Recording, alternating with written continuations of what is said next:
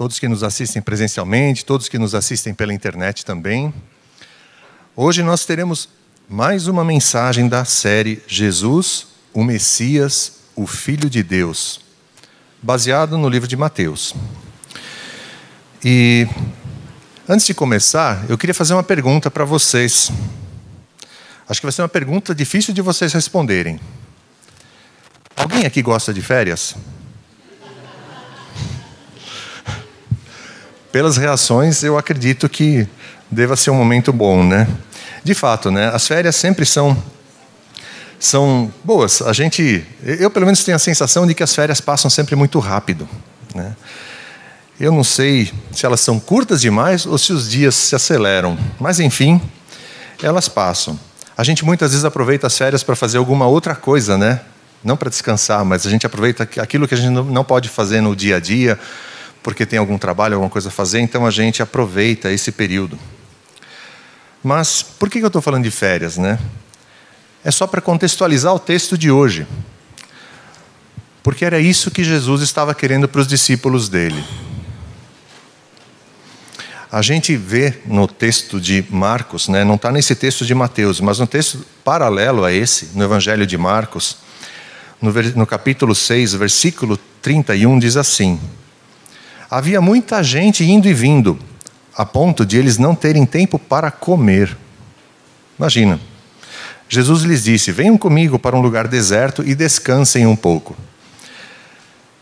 Então, a gente vê que eles tinham uma agenda realmente lotada. E nessa época também eles estavam um pouco abalados, porque tinham acabado de receber a notícia de que João Batista, né, que era primo de Jesus, havia sido degolado na prisão por ordem do rei Herodes. Então eles estavam realmente cansados. E Jesus então proporciona um dia de justo e merecido descanso. Ele sai então de barco para um local solitário. A gente fala de barco, né, porque eles têm ali o Mar da Galileia, né? O Mar da Galileia, só para situar vocês ali na região, ele tem aproximadamente 20 quilômetros de comprimento por 11 de largura. Então, é um lago bem grande, né, chamado Mar da Galileia. Acho que é isso mesmo, né, pelo que eu tenho visto aqui. E eles então saem de barco, e quando eles chegam no destino, o que eles encontram?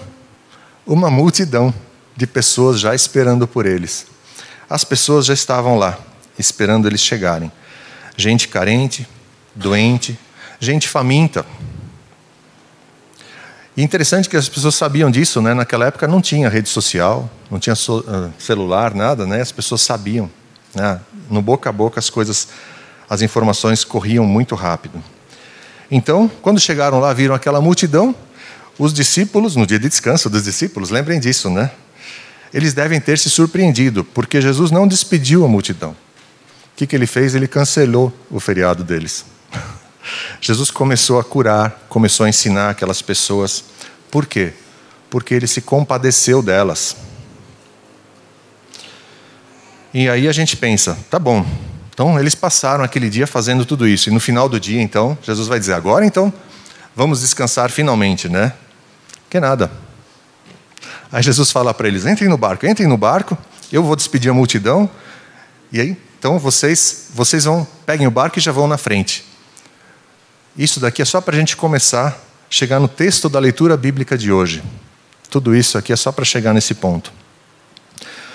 Quem tiver a Bíblia aí, pode abrir em Mateus 14, versículo 22 a 36, ou quem tiver o boletim, está na capa do boletim.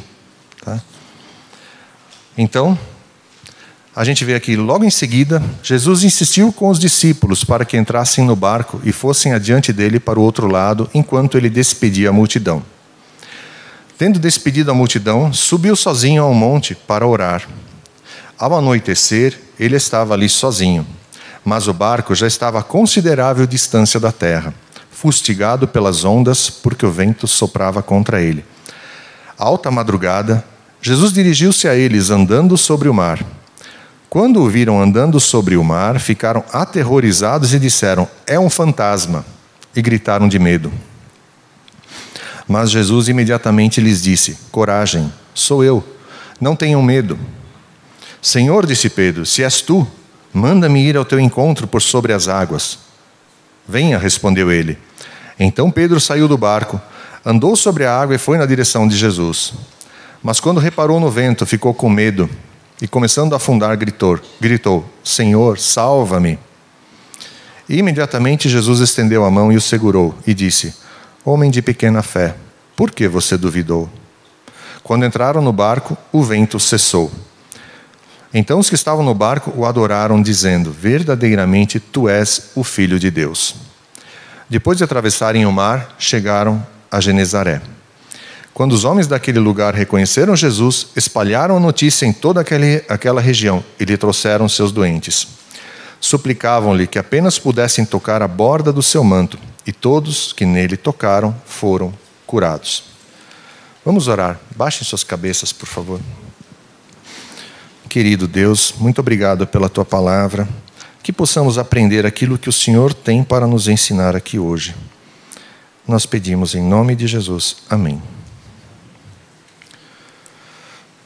Bom, o texto de hoje, então, nós acabamos de ler. Por que Jesus despediu os discípulos? Um dos motivos provavelmente foi para poder orar por eles, para interceder por eles na hora da prova, na hora da tempestade que eles estavam para passar. Jesus estava no monte e ele viu os discípulos em dificuldade, lutando contra as ondas. Isso nos mostra que Deus nos vê quando nós estamos passando por momentos difíceis. Ele sabe o fardo que nós carregamos e sabe de tudo que nós estamos passando. Os discípulos, naquele momento, quando Jesus mandou eles pegar o barco, talvez até pensassem: vai ser um retorno tranquilo para casa. Mas não foi. Esse episódio mostra para a gente que a nossa vida, ela não se desenrola como numa estufa, né? A estufa é tudo controlado, temperatura controlada, umidade controlada, né? A nossa vida não é assim. E a gente às vezes é colhido por tempestades. Eu lembro de um livro que eu li há muito tempo atrás, quer dizer, eu não sei nem se eu li o livro, mas eu vi a capa dele, eu lembrei dessa capa assim. Era uma pergunta. E o título, né, desse livro estava escrito assim no título: Este mundo é uma colônia de férias ou um campo de batalha? Né? Enfim, as tempestades, elas são inevitáveis. Elas alcançam os ricos, os pobres, os doutores, os analfabetos, os crentes e os descrentes. A todos, atingem a todos. E elas são muitas vezes imprevisíveis. No momento o céu está azul, que nem agora lá fora. A gente está vendo o sol brilhando, né, o céu azul. Mas no momento seguinte, de repente, chegam as nuvens carregadas, ventos, raios e trovões. E como cristãos, gente, nós não temos imunidade para isso. Elas atingem tanto os que conhecem a Deus como os que não conhecem a Deus. E as tempestades, a gente deve observar que muitas vezes elas são maiores dentro de nós do que do lado de fora. Às vezes nós fazemos as tempestades muito maiores do que elas são também. Enfim, vamos então voltar para os discípulos aqui. Eles tinham entrado no barco e estavam voltando para casa, exatamente como Jesus tinha ordenado, certo? Lembra no versículo 22, né? Jesus falou, compeliu eles a entrar. Entrem no barco, vão para casa. Então, o que eles estavam fazendo? Eles estavam obedecendo. Eles obedeceram.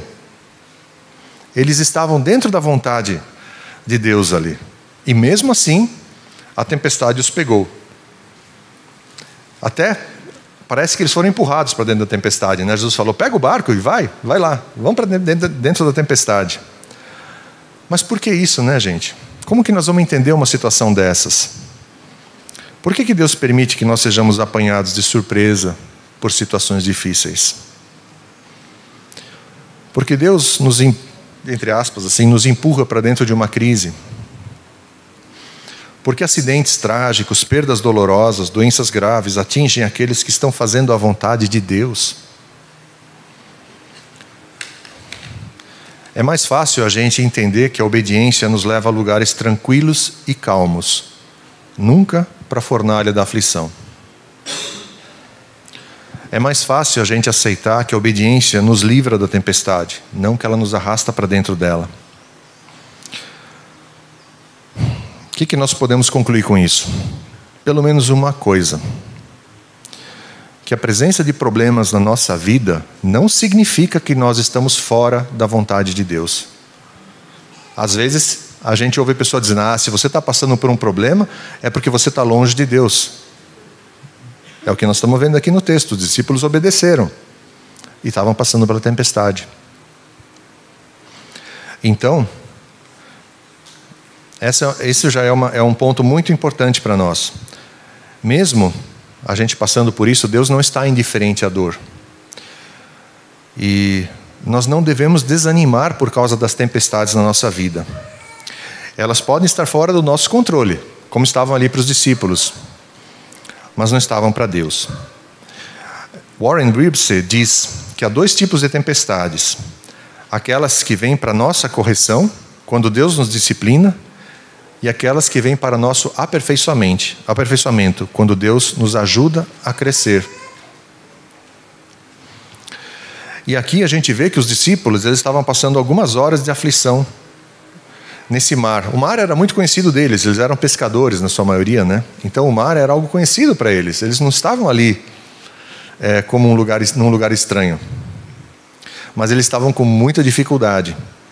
Todo o esforço deles para controlar aquela embarcação tinha ido embora. E aqui eles devem ter passado a maior das aflições que nós temos muitas vezes, que é a demora de Deus. Porque eles saíram de tarde de barco. E o texto nos mostra aqui que Jesus chegou lá apenas de madrugada. Vocês lembram da história de Marta, Maria e Lázaro? A gente sempre pensa assim, né? Quem ama sempre tem pressa em socorrer a pessoa amada. A gente tem isso. Em João 11:3, diz que as irmãs de Lázaro mandaram dizer a Jesus: Senhor, aquele a quem amas está doente. As 2 irmãs tinham certeza de uma coisa: que Jesus viria socorrê-las. Talvez muitos dissessem para elas: será que Jesus vem mesmo? Será que ele vai chegar a tempo? Marta talvez tenha até dito, para ela mesma: certamente ele vem, afinal ele nunca nos abandonou, ele nunca nos decepcionou.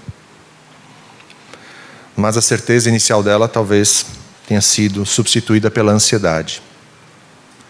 Depois, a ansiedade pelo medo. E o medo pela decepção. Porque Lázaro morreu e Jesus não chegou.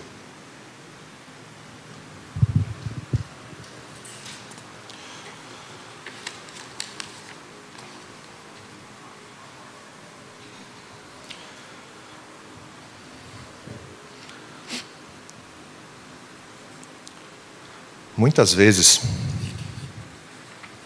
a demora de Jesus deve ter deixado uma ferida aberta na alma da Marta. A expectativa de livramento dela foi frustrada. A dor dela não foi tratada. A vida do seu irmão não havia sido poupada.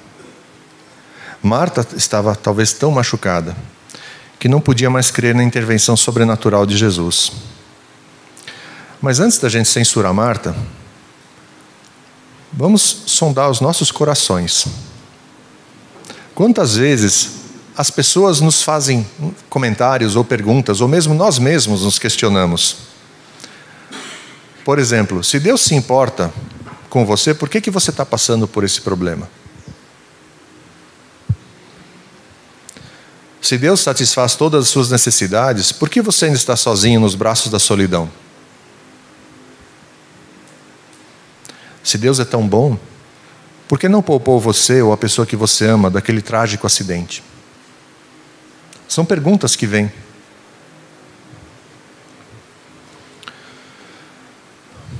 Novamente, a gente vê o drama maior que nós enfrentamos, às vezes não é a tempestade, mas a demora de Deus em nos socorrer. Jesus não estava longe, nem indiferente ao drama dos discípulos. Ele estava no monte, orando por eles.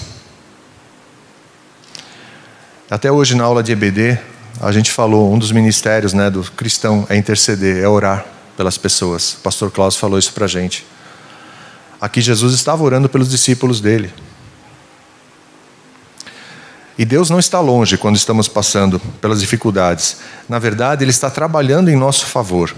Ele não dorme nem cochila, mas trabalha por aqueles que nele esperam. É interessante que a gente vê em Isaías 64:4, diz exatamente assim: porque desde a antiguidade não se ouviu, nem com ouvidos se percebeu, nem com os olhos se viu um Deus além de ti, que trabalha para aquele que nele espera. Não existe outro Deus como o Deus da Bíblia, gente. Não existe. Voltando à questão de Marta e Maria, Jesus não chegou atrasado lá em Betânia. A ressurreição de Lázaro foi, na verdade, ali um milagre mais impressionante do que a cura da doença. Havia um propósito para isso. Deus sempre tem um propósito. E nas tempestades da vida, Jesus sempre vem ao nosso encontro. Os problemas que nós temos são como as ondas do mar, né? Quando uma onda se quebra na praia, já tem outras a caminho. E pior, né? Outras lá atrás estão se formando. Então, a gente pode sempre esperar por problemas. E Jesus, então, não chegou atrasado lá no caso de Lázaro e também não chegou atrasado lá para os discípulos no Mar da Galileia. O socorro veio na hora oportuna. Aquela tempestade tinha uma finalidade, que era levar os discípulos a uma experiência mais profunda com Jesus. Os discípulos entraram no mar ao cair da tarde, ou seja, quando ainda era dia. Então eles talvez estivessem mais ou menos no meio do mar quando tudo aconteceu, e alta madrugada, ali Jesus chega, né? A gente vê aqui, o vento estava soprando muito forte, as ondas aumentando, o barco estava sendo agitado de um lado para o outro naquele ambiente hostil. Então, se estima mais ou menos que eles estavam remando desde a tarde até as 3 da madrugada. Eles estavam se esforçando, mas parecia inútil. Quantas vezes nós nos esforçamos, choramos e jejuamos, mas o perigo não se afasta? Quantas vezes nos sentimos esmagados debaixo dos vagalhões e até perdemos a esperança? Mas na hora mais escura daquela madrugada, Jesus foi ao encontro dos discípulos. E Ele também vem ao nosso encontro. A gente pode observar aqui que Deus não livrou os discípulos da tempestade, mas na tempestade. Assim a gente também tem outros exemplos, né? Deus não livrou os amigos de Daniel da fornalha ardente, mas na fornalha ardente. Deus não livrou Daniel da cova dos leões, mas na cova dos leões. Deus nem sempre nos poupa do sofrimento, mas Ele se revela em meio ao sofrimento. Muitas vezes nós não o reconhecemos de imediato. Às vezes não está claro diante de nós. E a gente vê até os discípulos aqui, eles não reconheceram Jesus de imediato. Eles acharam que fosse um fantasma. Como que pode alguém andar sobre as águas? Eles jamais esperariam, acho que Jesus viesse dessa forma. E aí Jesus vem a eles de uma forma inusitada, uma forma diferente. A gente pode ver isso que é interessante, né? Até os milagres de Jesus, se a gente for observar os milagres que Jesus fazia de cura, sempre era de um jeito diferente. Ou seja, Jesus não tinha um padrão. Ele não precisava de padrão. Ele tinha o poder sobre tudo aquilo. Então ele podia fazer da forma que ele quisesse. Aqui ele chegou andando sobre as águas. Ele podia ter vindo montado num peixe, podia ter vindo voando, podia ter feito qualquer coisa. Mas aqui ele veio andando sobre as águas. E aí nós temos algumas lições que nós podemos tirar daqui. Que as ondas da tempestade que estavam ameaçando Jesus e nos ameaçam, estão literalmente debaixo dos pés de Jesus. As tempestades da nossa vida podem estar fora do nosso controle, mas estão debaixo do controle de Jesus. A segunda lição é que Jesus faz da própria tempestade o seu caminho para chegar até nós. Ele usou a tempestade como estrada para chegar até os discípulos ali no barco. Interessante, não?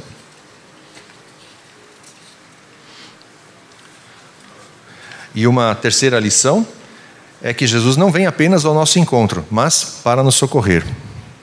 Quando ele chegou perto do barco, os discípulos estavam apavorados, ainda mais achando que era um fantasma, né? Então ele disse para eles: coragem, sou eu, não tenham medo. Naquele momento, Jesus viu que o terror maior estava dentro dos discípulos, não do lado de fora. O problema, naquele momento, não era a tempestade em volta, mas os sentimentos daqueles homens que estavam apavorados. E é muito natural a gente perder o ânimo depois de um longo período de lutas e provações. E por conhecer a natureza humana melhor do que ninguém, por ter nos criado, as primeiras palavras de Jesus foram de ânimo, não foram de reprovação nem de censura. E a gente vê o efeito que Jesus teve, né? Principalmente em Pedro, que se dispõe ao encontro de Jesus. Então, movido pela fé, ele caminhou sobre aquelas ondas revoltas. Porém, quando ele reparou na força do vento, ele teve medo e começou a afundar. E tanto é que ele gritou por socorro. Jesus então prontamente estendeu a mão para ele e disse: homem de pequena fé, por que você duvidou? Ele tirou os olhos de Jesus naquele momento, né? Ele olhou para o vento. E Pedro é interessante, né? Até no estudo que eu estava fazendo aqui do texto, ele pode ser comparado a uma gangorra. E a gente muitas vezes é assim, né? Pedro ora estava lá em cima, ora embaixo. Ora exaltando a Cristo, ora reprovando a Cristo. Ora jurando lealdade, ora negando conhecê-lo. William Hendrickson define Pedro da seguinte forma, né? Ele diz: Pedro era uma pessoa interessantíssima, esse Pedro. Parece não fazer nada pela metade. Quando é bom, ele é muito bom. Quando é mal, é muito mal. E quando se arrepende, ele chora amargamente. E uma quarta lição que nós podemos tirar aqui é que Jesus vem acalmar as tempestades das circunstâncias também. Porque quando entraram no barco, no verso 32 diz: o vento cessou. Ele é Senhor da natureza. Então tudo que existe está debaixo da sua autoridade. As tempestades da nossa vida podem ser maiores do que nós, mas são menores do que Jesus. E para finalizar, essas tempestades da vida também servem para nós reconhecermos que Jesus é digno de toda a nossa adoração. No versículo 33 diz isso: então os que estavam no barco o adoraram, dizendo: verdadeiramente tu és o Filho de Deus.